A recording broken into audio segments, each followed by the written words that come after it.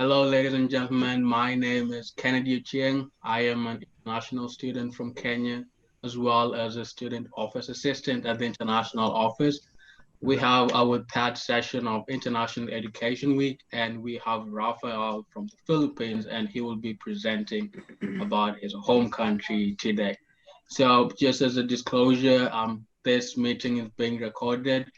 So, if you would not like for your face to be recorded, please feel free to shut down your camera, and I hope you enjoyed this presentation. Rafael, you may start. Okay,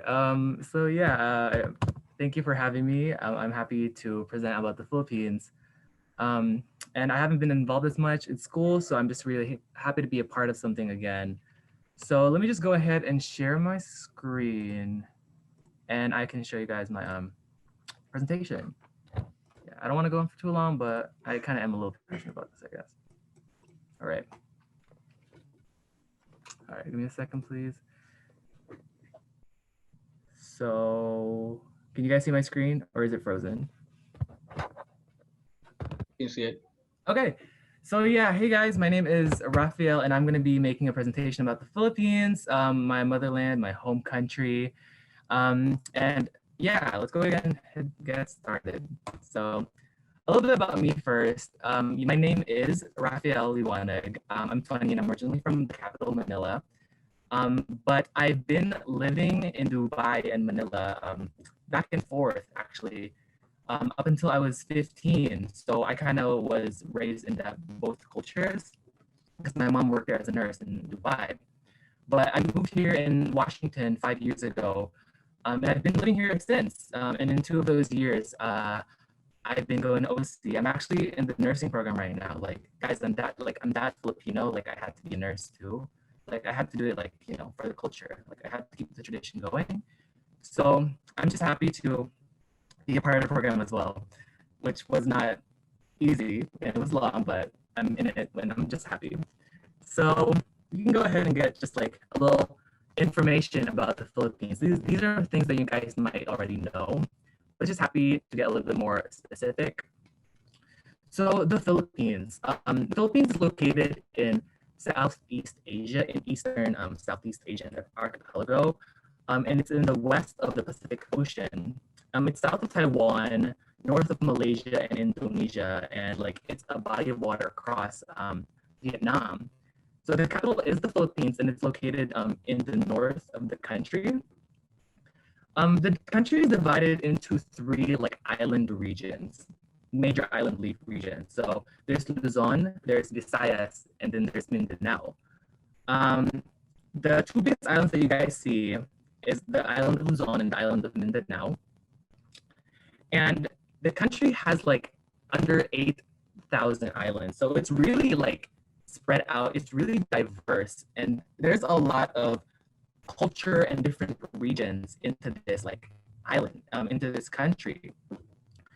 Um, and the population, it's a small country, but it's very, very populated, especially around the capital, Manila, in Luzon. Most of the population actually lives within that region or around it, and it just like spreads out. And it gets a little bit like more sparse, I would say. But there's still some major cities like in the central and in the south. So regarding people, there's like 100 million people in the country. So there's a lot of cultures and identity within this like nation. So I'll actually go ahead and just talk about that. Hold on. So yeah, the Philippines has like 175 like ethnic groups. So it's very diverse, and it kind of makes it difficult to kind of just force one Filipino identity. Since I know a lot of Filipinos don't really, Filipino groups don't really just want to put themselves in one category because there's so many native, so many indigenous groups of people that their identities are valid, that it's not easy to just be like, these are just one Filipino people. But a common thing about Filipinos, though, is that a majority of the country is Catholic. It's actually the only majority Christian Catholic nation in Asia. And this is because of the Spanish, with like 83% of it being Catholic or some sort of Christian denomination. However, there is a really big Muslim population, especially in the south, in the island of Mindanao. And in this group of people, there can be like a lot of like tension between different people groups because of conflicting views, conflicting cultures. Like I said, like kind of putting Philippines into just one like box is like not easy. Like so in these pictures, the top right people, they're called the Ifugao people of the Cordillera region in the north. The people in the middle are the Aitas. They're said to be like the first inhabitants of the Philippines, like about 8,000 years ago when they came over from, I believe, Malaysia and Indonesia. And they're from like central Luzon or like south of the Ifugao people. And then the bottom people, the bottom right people, they're the Lumat people. And they're from the south. And their culture is somewhat similar to Malaysia and Indonesia. So because they're primarily Muslim. So as you guys can like see already, it's like we're very diverse and we're very different from one another, like even in this like group. And this can cause a lot of problems, but I'm not gonna get into that. And the Filipinos, we're very also spread out in the entire world. There are like 12 million Filipinos. They're mostly in like US, Canada, I believe like UK. I know some people in the UK, and Japan and Middle East, like my mom. There are a lot of OFWs, they're called overseas Filipino workers because sometimes resources aren't enough in the Philippines that they have to like find jobs in different nations. And in the Philippines, there are like 180 like languages spoken. I can only speak one, unfortunately, but I mean, speaking two languages isn't like, you know, bad either. So I'm actually going to talk a little bit about the language I speak, which is Tagalog. I'm just going to go a little bit into it. So the official language of the Philippines is Filipino in English. So you guys might have heard like Tagalog instead of Filipino, and people you might be curious like what's the difference. And even I like struggle a bit trying to answer this. Like even growing up, I didn't really know like the full answer, but based on my research, Tagalog is like the pure form of Filipino with minimal influence from different countries. Well, the more minimal, and it's a lot of root. The languages are like the words are rooted in Filipino rather than like different countries.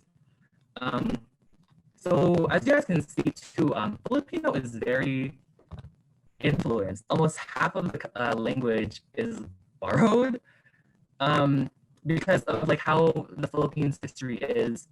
And I'll get into that a little bit after the slide, actually.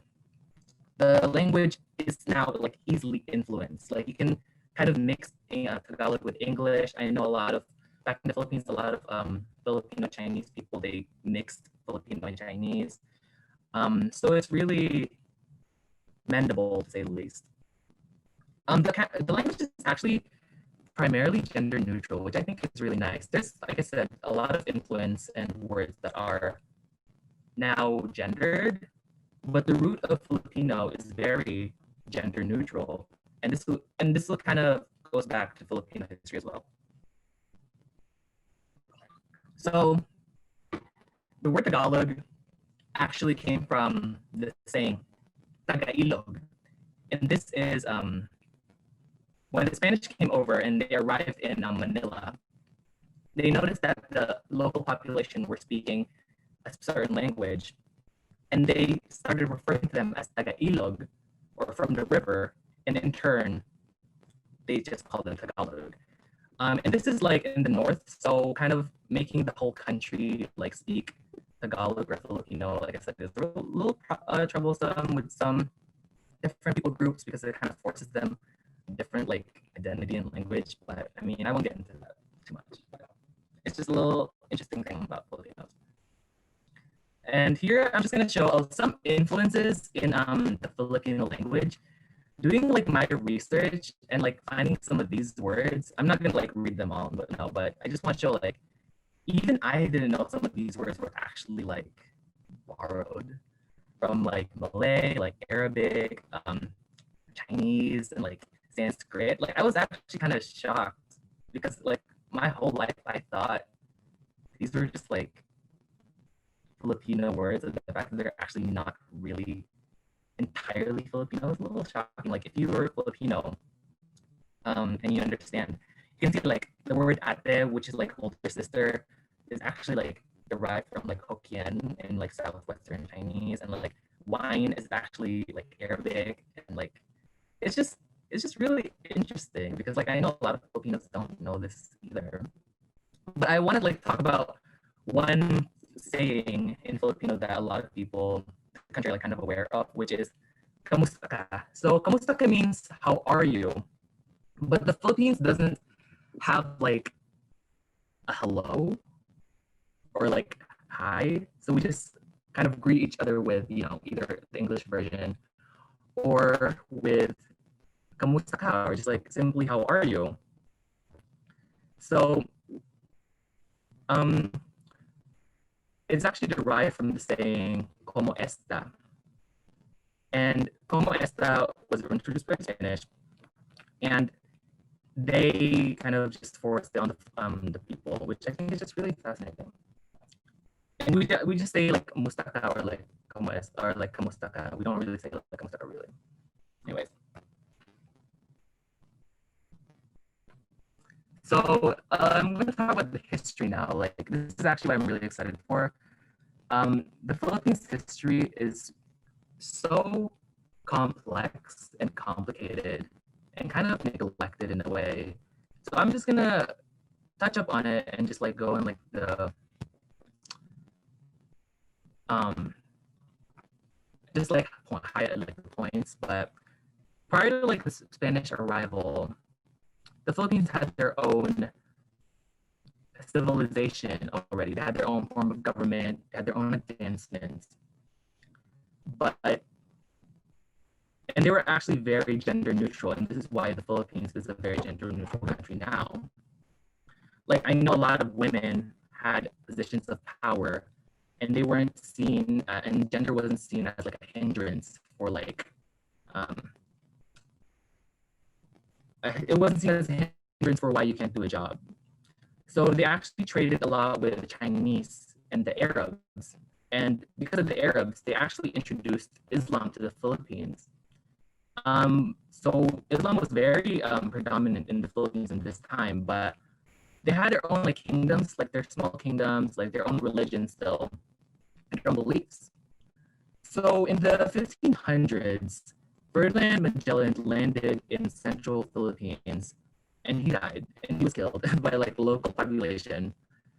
And because like he was known for circumnavigating the entire world, so like his group, the people that arrived there were already like were small in comparison to the local population. So they quickly killed him. But the Spanish returned like 40 years later, but this time they like actually stayed. So within like the next 10 years, they traveled from the central Philippines to like the north into what is now Manila. So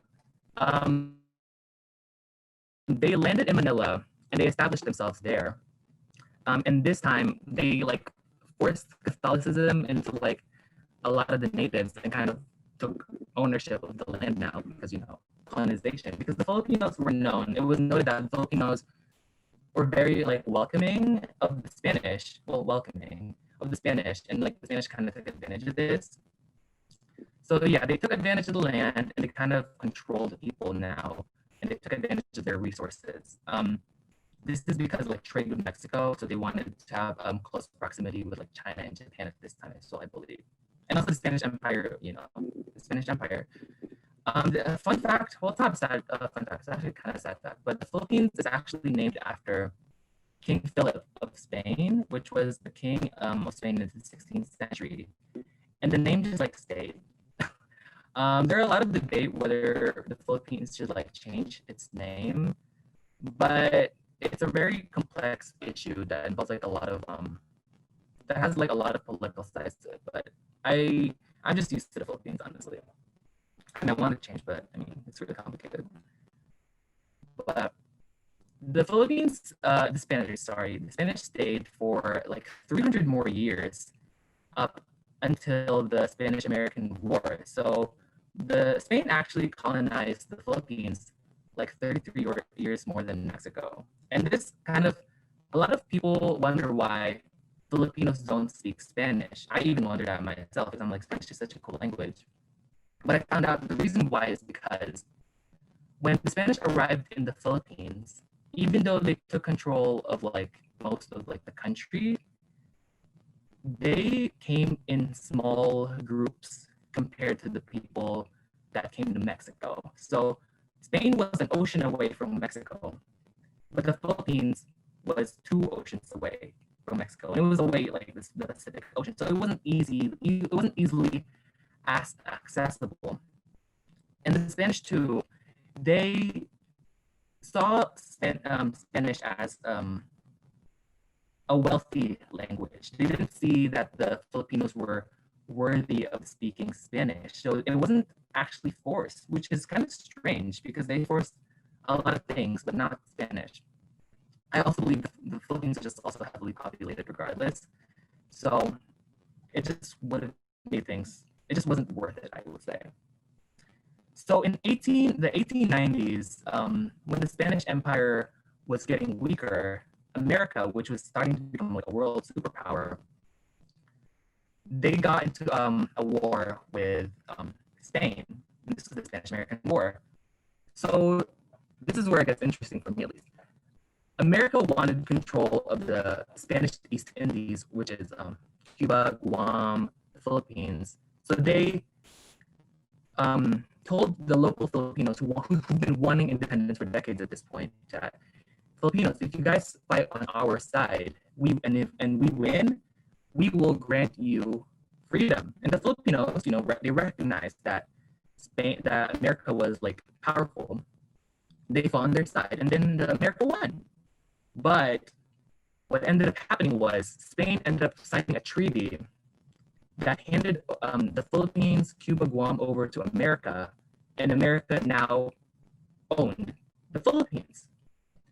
So the Filipinos, they were like shocked. They were distraught because they've been lied to, essentially, because they were literally fighting their lives for freedom, but they ended up not winning. So the Filipinos, they tried to get into war with America, but like I said, America was and still is a superpower. So the Filipinos were like nothing compared to that. So they ended up surrendering, and America ended up having like full control of most of the country. I want to say most because I believe the South were still fighting. So they continued to occupy the Philippines for like 40 more years, but to say 40 is little like, it's not as simple as 40 years. So America, they established themselves in the country. They had their own governments. They brought in a lot of people from the US. And the American government wanted to Americanize the people. So they brought in teachers from America. They were called the Thomasites. And their aim was to educate the Filipinos and teach them about Western values. But it's kind of like debatable if this was really education or cultural eradication, because I remember growing up in the Philippines, it was talk about how America kind of wanted to kind of remove the Philippine identity and keep America as like easy access to China and Japan. So towards the end, though, Philippines ended up before that, the whole like teacher thing, they kind of had some success, but they never fully succeeded throughout the whole country. It was mostly in like the center. So like maybe 35, 40 years later, the Philippines ended up becoming a commonwealth, which is a few steps away from becoming a US state, which is interesting because America never really wanted the Philippines to become a state. It's kind of like Puerto Rico, I would say. they kind of just wanted to keep it for themselves because it's right there and it's like a lot of resources, easy access. They had they came to Commonwealth and they had their own, they had some independence, not full, just some. But in the 1940s, Japan took control of the Philippines and they kind of took it, and this drove out the Americans. This drove the Americans out. But a few years later, maybe 3 years later, America ended up having to come back to the Philippines, and they end up, from what I remember, they got into war with Japan, and they drove out the Japanese forces in the war. There was a big war in the capital Manila, which still like had some effects to this day. They drove out the Japanese forces, and a year later, in 1946, they gained their own independence. This is like actually like they gained their independence. They got rid of their colonial powers. So as you can see, like the Filipinos, they've always been like colonized their entire history. Much of pre-colonial Philippines is actually really ignored. I didn't even touch on too much on it, but I just wanted to like let you guys know how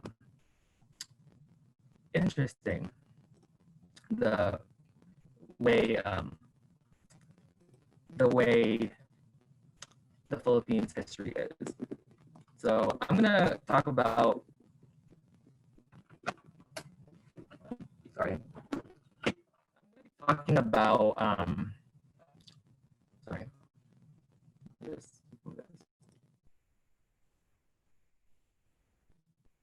Cultural and traditions now. Wait, can you guys see it? Okay.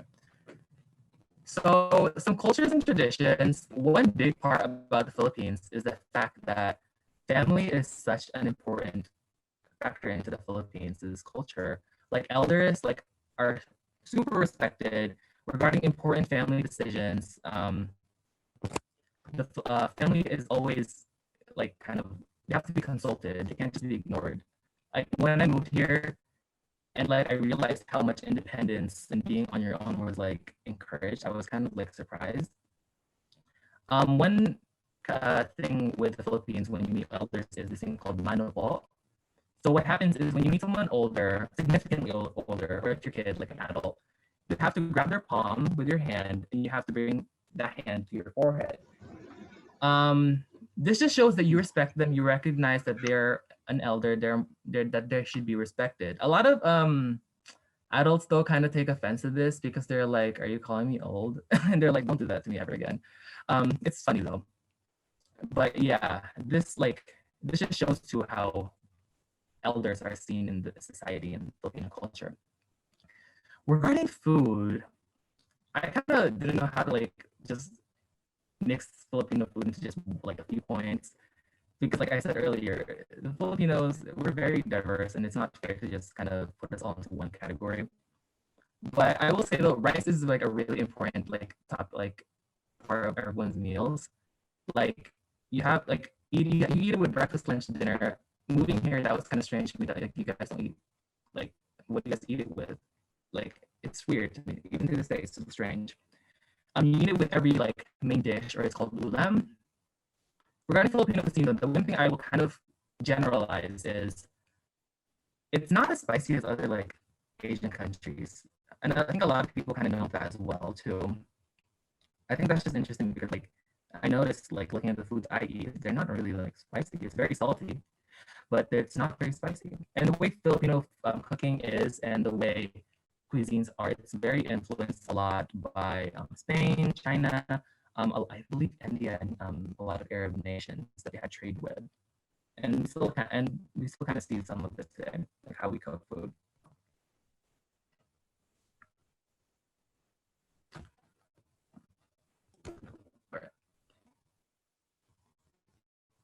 Okay, the one thing I want to include too in the Philippines that is a common sight is jeepneys and tricycles. So, you know, in the US we have like, you know, like the subway, we have trains, well, kind of trains, and we have like buses. In the Philippines, we have like, you know, trains and like buses, but an easier way to get around are jeepneys and tricycles. And I want to actually talk about the history of these more. So jeepneys are like, they used to be American Jeeps that were left from the American War, but the Filipinos ended up reclaiming them and using them as a source of transportation. And to this day, they still like their main purpose is for transportation. Like no one really uses taxis because they're too expensive. And tricycles kind of have a similar um, history. But they weren't left by the Americans; they were left by the Japanese. But the Philippines ended up just like keeping them and using them for like as a source of transportation. They're like really like decorated. They're kind of meant to be decorated so that they can easily grab. You can easily like identify them. And I just want to include that because like I don't like in Thailand I know there's the tuk tuk, but I don't think there's like something similar to the jeepney in like other countries. I could be wrong though. Yeah.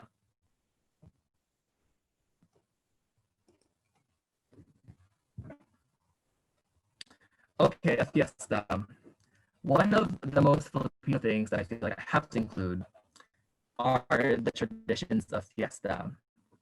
So when the Spanish arrived, they noticed that the Filipinos they love celebrating, like they just love having celebrations. So a way to invite Filipinos into the church were setting up these gatherings in these towns,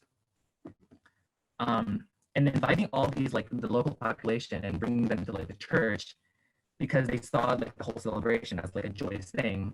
And today, fiestas are actually they're meant to celebrate important days in the Catholic calendar or for an upcoming good season, for harvest, or a good season. But they're also really just a time for celebration. They incorporate a lot of indigenous arts, dances, and like, I guess just local art. So it's not fully Spanish, but it's mixed. It's very mixed. Like you guys can kind of see from these pictures, they're not really that like the top right picture. It's not. I wouldn't say that's like Spanish. That's very Filipino. The top left, they're very Filipino elements. They just incorporated it into Catholicism. So yeah, and they're very common. Like I think there's, and when I lived in the Philippines, we had one like every month, and I live in the city. Um, I remember we had like a fiesta once, and there was like a beauty pageant. So I mean, it's not all that religious, but yeah, it's just a very important thing within Filipino lives. Tinikling, okay. So you guys might have seen like videos of people dancing, Filipinos like dancing with the bamboos and like them like not trying to step on it. It's called tinikling. And I didn't even know the history behind tinikling, and I was like kind of shook too. So the history between tinikling, if you guys can read it, is it's a national dance of the Philippines, and it's meant to represent farmers trying to shoo away birds from getting into the rice fields, into the rice pipes, these rice fields. And I like just like read that and I was like, that makes so much sense. Like I didn't know that. And I'm gonna show you guys actually a little video of me from when I was younger. In ninth grade, I danced in the gleam, but like a Beyonce song, I don't the music choice was even is looking back at it, it's a very interesting choice. I think the art teacher just wanted something really upbeat, even though it had nothing to do with like the Philippines. But I think it's just a fun memory I have now. So I'm gonna show you. It's just like 15 seconds. You guys might want to like turn on the volume because I don't know how loud that'll be for you guys. It's gonna play once I click the next slide. So I'm gonna click it right now. Hold on. I'm going to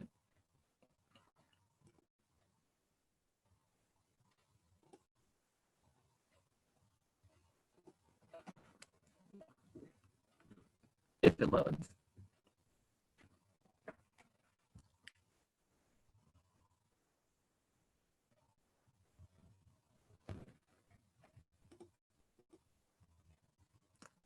Okay, I don't know if it'll load now, but I did it.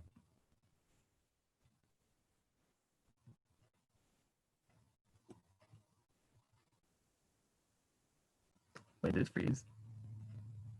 That's funny. Hold on.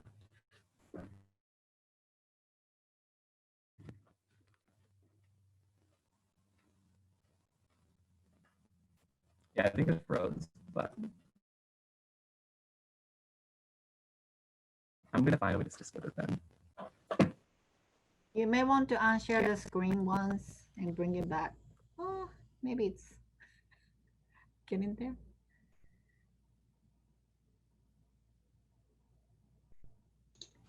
Rafael. Hello. Do we lose Rafael. him? Rafael. I'm sure he's coming back. Okay. Yeah, we might have currently lost our presenter temporarily, but let me go look for him, see if I can get a hold of him on the other side of the internet, and then make sure he comes back here. Yes, please. Thank And in Global Night a couple years ago, we had OC students dance tinkling. It was nice. It's probably on YouTube too. Okay. Yep, he's back. The presenter is back in somewhere. Welcome back, Raphael.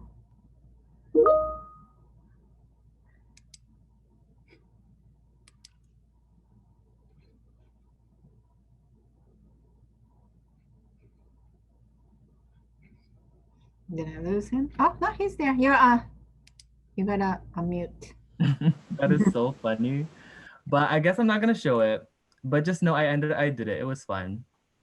And it's a funny memory. But actually, that actually just brings us to the end of our presentation. So it's Okay. that was like one of the last slides. And I'm gonna share my screen in a bit. But do you guys like have any questions about the Philippines? This is actually a Q&A time. So if you guys like have any questions, just ask me. I'm willing to like, you know, talk about any like subject. I'm comfortable. Yeah, you can just unmute yourself or you can just like type it out. Kennedy, if you see anything, just like let me know. But yeah. Does anybody have any questions for Rafael? Please do not hesitate to ask. Yeah, go ahead. Go ahead. If anybody has a question, anybody. You can just type it out, so that's okay. Okay, so there's a question from Ella. She's asking, how will you compare the three countries that you have lived in?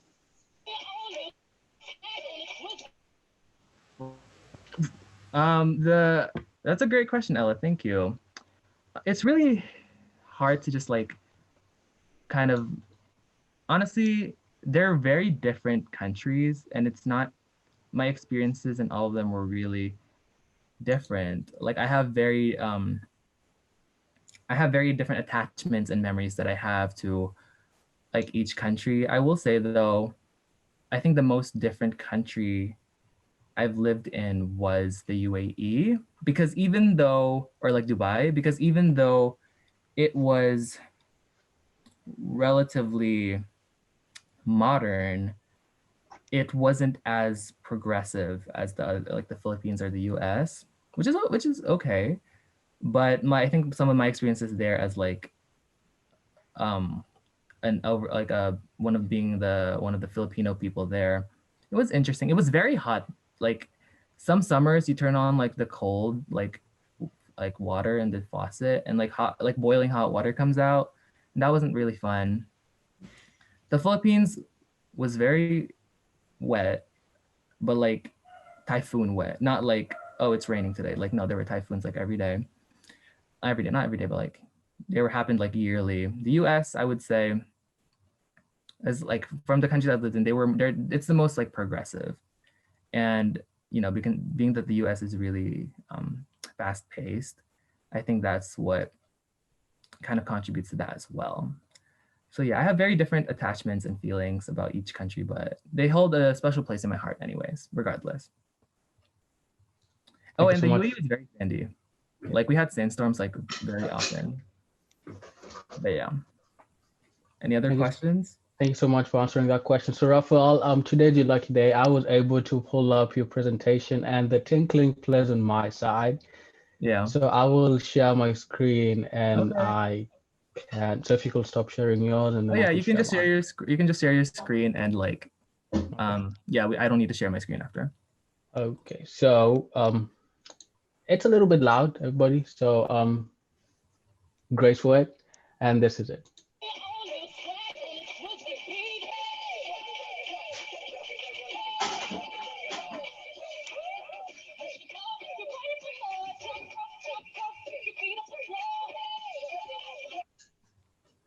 Yeah, I have like no coordination. I have like two left feet. It's really bad, Yes. but it's fun. It was a fun memory, and like I can say like I really like missed that time. I did that in the UAE too, by the way. It was for a day called International Day. Mhm. Yeah, it was really fun. Okay, let me just. Okay. And then I have another question from. I'm sorry if I mispronounced your name, but the name is Shelljoy. Okay. I'm sorry if I mispronounced that name. The question is, out of all the places you have lived, which place do you consider home? Oh, that's an interesting question. Um, if I'm being honest, well, before I answer that, I want to say too, like I said, I have very different memories and attachments to like the countries I've lived in. So saying which one is my home, it's kind of hard because like my mom and dad live in the UAE, but none of my family live in the Philippines anymore, and much of my family actually live here in the US. So if I'm being honest, I feel right now home here in Washington, just because I've been living here for so long and I've kind of found my own community. I found like I've worked with the people at school, I found my own friends, and I felt established here. So I would say, if I'm being honest, I honestly will say I feel more at home here in Washington, which a lot of people are kind of surprised by. But yeah, thank you for that question, Chelljoy. It's a good question. Anyways, so yeah, any more questions before I Okay, go? thank you, Sergio. Finally, we have a question from Darlington. Yeah. But I might have answered this, but I'll just ask it again on his behalf. He was asking that, sorry, he came late and he wanted to know what tinkling was. Tinikling. The, Oh, yeah, mhm.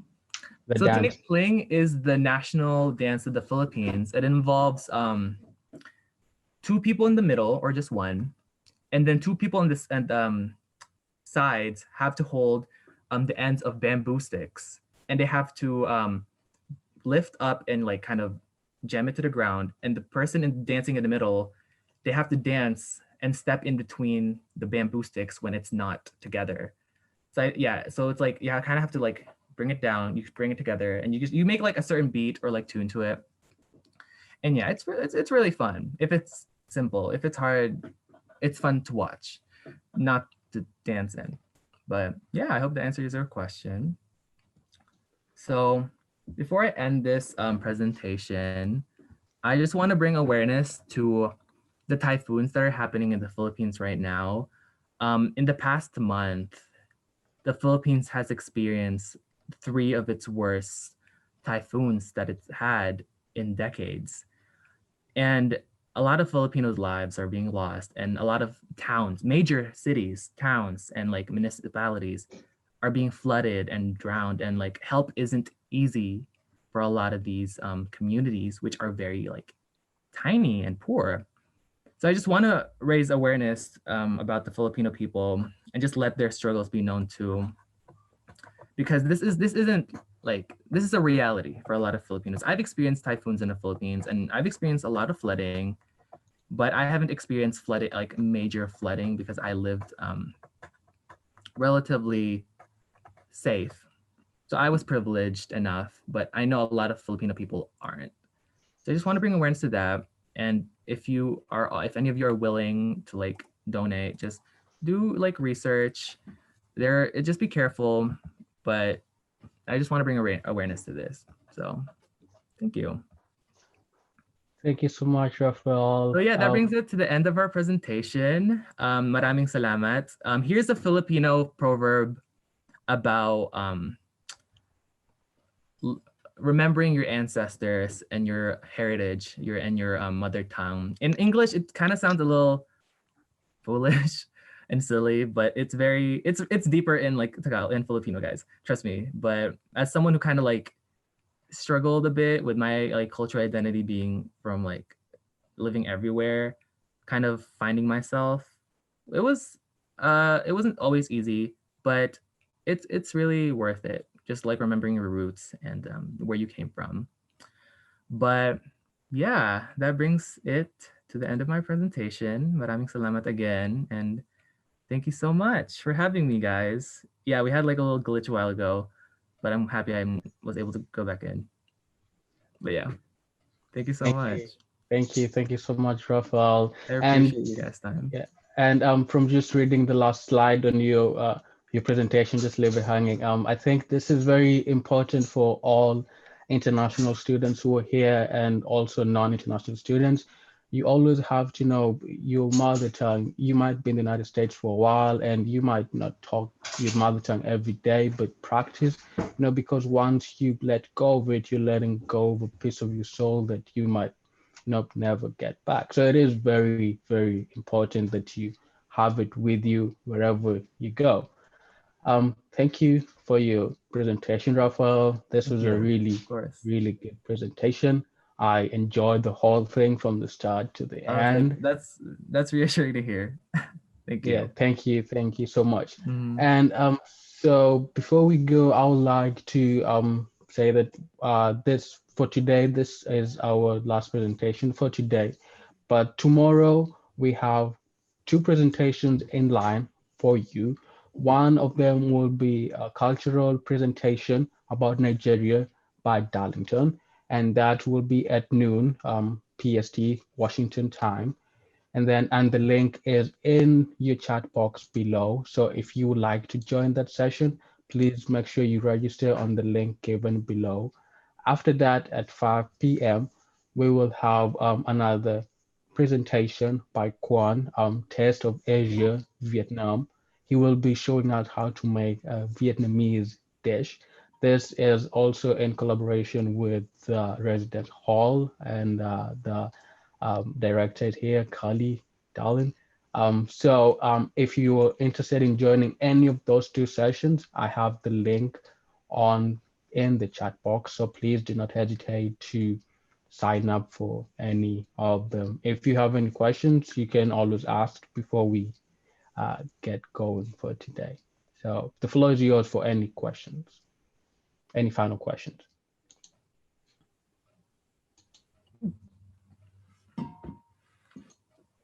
Oh. Okay, if Oh, there are yeah. none, yeah. You have a question, Rafael?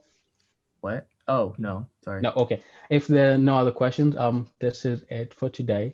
I hope we will see all of you tomorrow at noon and at 5 p.m. Just as a reminder, this session was being recorded and will be made available to all of you soon through our social media sites. Thank you so much for showing up, and I hope to see all of you tomorrow at our two sessions. So bye bye, everybody. Thanks for coming in today.